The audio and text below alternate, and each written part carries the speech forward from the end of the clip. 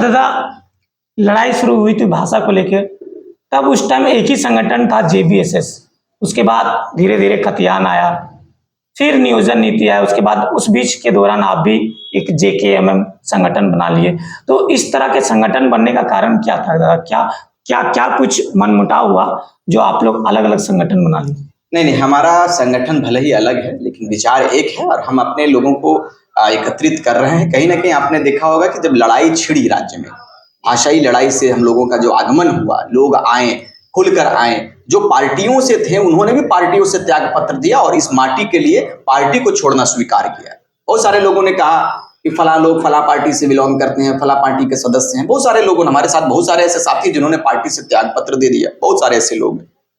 तो क्या कारण क्या कहीं ना कहीं जब भाषाई आंदोलन हुई तो झारखंडी भाषा संघर्ष समिति तस्वीर आई। फिर क्या हुआ कि जब भाषा हटा दिया गया तो खतियान की लड़ाई, खतियान हम लोगों ने उस पर ऐड किया, खतियान। तो उसको हम लोग थोड़ा सा चेंजिंग किए, झारखंडी भाषा खतियान संघर्ष समिति। क्योंकि बात भाषा तक खत्म हो चुकी थी, भाषा यहाँ से हटा दिया गया था। उसके बाद फिर क्या हुआ कि खतियान ऐड किया गया। खतियान ऐड किया गया तो झारखंडी भाषा खतियान संघर्ष समिति लोगों ने कर लिया, वही अभी है। और फिर आपने कहा कि आपने एक अलग संगठन बना लिया। तो हमारे लोग कहीं ना कहीं हम अपने लोगों के साथ बैठे। प्रथम बैठक हमारी तोपचांची वाटर बोर्ड झील में हुई।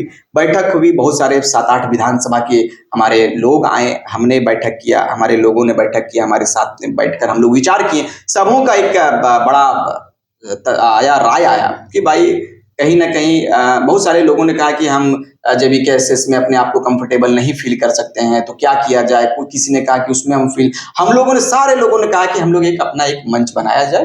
तो दादा जेकेएमएम यानी झारखंड खतियान मुस्लिम मंच क्यों रखे? क्योंकि सभी वर्ग के लोग, सभी समुदाय के लोग जुड़ना चाहेंगे आप? बिल्कुल बिल्कुल, हमारे साथ है, ऐसी बात नहीं कि हमारे साथ सारे वर्ग के लोग नहीं है। हमारे साथ सत्यम तिवारी है, हमारे केंद्रीय उपाध्यक्ष हैं, अनिल साहू जी हैं हमारे साथ में है, हमारे साथ प्रवीण कच्छप जी हैं, सारे लोग हमारे आदिवासी मूलवासी। ये एक विचार है, ये एक लड़ाई है और इस लड़ाई में संगठन मायने नहीं रखता है, नाम मायने नहीं रखता है।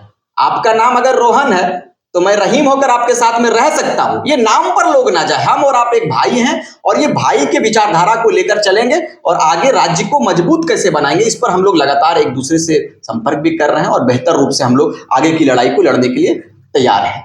हमारा झारखंड खतियानी मुस्लिम मंच भले ही है लेकिन सारे लोगों का समर्थन है। जो भी क्रांतिकारी साथियों सबों ने कहा है कि आपका लड़ाई सही है, आपका भी वही मुद्दा है, औरों संगठन का भी वही मुद्दा है। आप अपने लोगों को धीरे धीरे करके जागरूक कर रहे हैं और सारे लोगों की सहभागिता इस लड़ाई में आवश्यक है। इसलिए सारे लोगों का आना भी जरूरी है, तभी एक बेहतर लड़ाई, एक बड़ी लड़ाई के लिए हम लोग तैयार हो सकते हैं। दादा देखा जाए तो आप बोल रहे हैं कि सारे लोग हम लोग एक हैं, ठीक है, लेकिन जयराम महतो जो बलियापुर में एक महाधिवेशन किया था तो उस टाइम आप दूर दूर तक नजर नहीं आए थे, तो क्या आपको बुलाया गया था या नहीं? नहीं, हमें देखिए, उन लोगों का व्यक्तिगत मर्जी कुछ हो सकती है, उनके संगठन के लोग हैं, संगठन में बहुत सारे जेबीएसएस के लोग होंगे, खुद जयराम बाबू होंगे, बहुत सारे लोग परामर्श किए होंगे किनको बुलाना है नहीं बुलाना है, क्योंकि उनके एक संगठन वो चला रहे, उस संगठन का महाधिवेशन था। तो उसमें अगर मुझे नहीं बुलाया गया तो उसमें चिंता वाली कोई विषय नहीं है। जब हम लोगों का एक बड़ा तैयारी होगी, उस संगठन में देखा जाए तो पार्टी का भी घोषणा हुआ था। हाँ बिल्कुल, पार्टी का घोषणा हुआ है। उन लोगों ने बेहतर रूप से आगे की लड़ाई को लड़ने का तैयारी किया, लड़ने का फैसला लिया है, तो मेरी शुभकामना उनके साथ में, और आगे की लड़ाई बेहतर रूप से वो लड़े, इसकी भी हम शुभकामना देते हैं, इसकी भी बेहतर कामना करते हैं। तो क्या आपका जो संगठन है जेकेएमएम आगे चल के पार्टी बन सकती है, पार्टी में बदलाव हो सकती है? ये अभी हमारी अभी पार्टी की कोई ऐसी मंशा नहीं है। हमारा साफ स्टैंड है कि अभी हम फिलहाल आंदोलन करेंगे और अपने लोग, जो हमारे बिखरे हुए लोग हैं, जो कांग्रेस के हैं, जेएमएम में हैं, जिन्होंने सिर्फ और सिर्फ आज तक मुसलमानों को ठगने का काम किया है, मुसलमानों को लॉलीपॉप देने का काम किया है कि हम आपके हितैषी हैं, लेकिन आज तक राज्य के, देश के 70 साल के बाद भी आज भी मुसलमानों को पिछड़ा के रूप में देखा जाता है। आज भी मुसलमानों को टायर बनाने वाले के कौम में आकलन किया जाता है, जबकि उनको मालूम होना चाहिए कि देश को अगर मिसाइल दिया है तो वो मुसलमान ने दिया है। तिरंगे का अगर आविष्कार में कोई ये हुआ है तो उसमें भी मुस्लिम ने उनका डिजाइन किया है। तो कहीं ना कहीं बहुत ही बेहतर रूप से मुसलमान देश की लड़ाई में भी थी, देश की आजादी की लड़ाई में भी अपने अग्रणी भूमिका को दिया था, और इस राज्य की लड़ाई में भी भगवान बिरसा मुंडा के साथ में शेख भिखारी ने दिया था। जैक के निर्माण में कुतुबुद्दीन अंसारी ने अपने सीने पर 6 गोलियां खाने का काम किया। तो आप उठाकर अगर इतिहास को देखोगे तो हमारे कम्युनिटी के लोग, मुस्लिम वर्ग के लोग हर लड़ाई में अपनी भागीदारी सुनिश्चित समान रूप से किया है। आज भी भाषा की लड़ाई छिड़ी है तो रिजवान और रिजवान के साथ में उनकी पूरी मंडली इस लड़ाई में कमर कस के तैयार है लड़ाई लड़ने के लिए। लास्ट सवाल दादा, पूरे झारखंड वासियों को क्या संकेत देना चाहते हैं आप?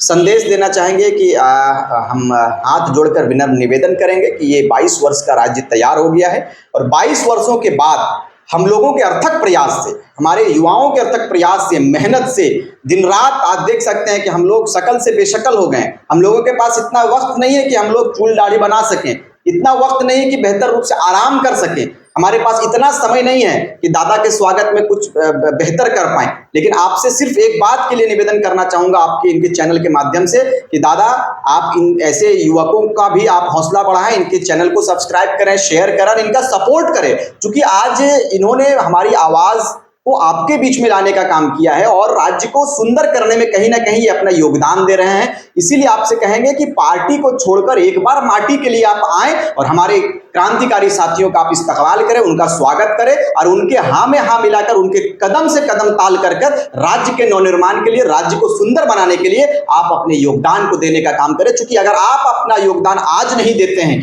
हम जैसे छात्रों का योगदान आज अगर आप नहीं देते हैं, तो आने वाले मुस्तकबिल, आने वाले भविष्य को चौपट होते देर नहीं लगेगा। और एक बार राज्य अगर चौपट हो गया तो इस राज्य को सुंदर बनाने की कल्पना आप भूल जाइए, बाहर के लोग हावी हैं। इसीलिए एक बार आपसे निवेदन है कि इस 2024 आने वाले आगामी 2024 के चुनाव में अब बेहतर रूप से हम युवाओं को, जिन्होंने आपके बीच में आंदोलन किया है और आंदोलन को धार दिया है, आपकी आवाज बनकर राज्य के लिए लड़ा है, राज्य को सुंदर बनाने के लिए राज्य के मुख्यमंत्री से लड़ गया, केस होने का हमारे क्रांतिकारी साथियों के ऊपर लाठीचार्ज हुआ है, बैरिकेडिंग लगाया है, तमाम दर्द को झेलते हुए हम तमाम क्रांतिकारी साथी आपके बीच में हैं। इसीलिए राज्य सुंदर कैसे होगा दादा? आप राज्य सुंदर तभी होगा जब झारखंड के लोग एकत्रित हो जाएंगे, झारखंड के लोग एक पथ पर आ जाएंगे, झारखंड के लोग हमारे युवाओं का साथ देंगे, झारखंड के लोग कमर कस के लड़ाई लड़ेंगे बाहर के लोगों के साथ में, अपनी खनिज को बचाने के लिए, अपनी संपदाओं को बचाने के लिए। हमने 40% हम जो खनिज देते हैं केंद्र सरकार को, आप तो बोले कि आप हमें सत्ता देने का काम करें, इसका मजाल नहीं है। कोई ऐसा लोग नहीं है, कोई ऐसा नेता नहीं है, कोई ऐसी पार्टी नहीं है जो हमें स्थानीय नीति देने से रोक देगा। क्या गारंटी है कि सत्ता देने के बाद आप लोग नहीं बदलिए? हम लोग खनिज रोक देंगे, हम लोग बिजली बंद कर देंगे। दिल्ली को एक बार 1 घंटा के लिए अंधेरा दिल्ली हो गया, झारखंड के तमाम शर्तों को मानेगी केंद्र सरकार। इसके लिए मैं आश्वस्त कर देना चाहता हूँ। चलिए, बहुत बहुत धन्यवाद जोहार। जैसा कि देख सकते हैं, ये रिजवान अंसारी है जो कि बहुत सारे आंदोलन किए। पहले भाषा को लेकर आंदोलन किए, खतियान को लेकर आंदोलन किए, नियोजन को लेकर आंदोलन किए और आज भी सरकार से लड़ रहे हैं, लाठी खा रहे हैं।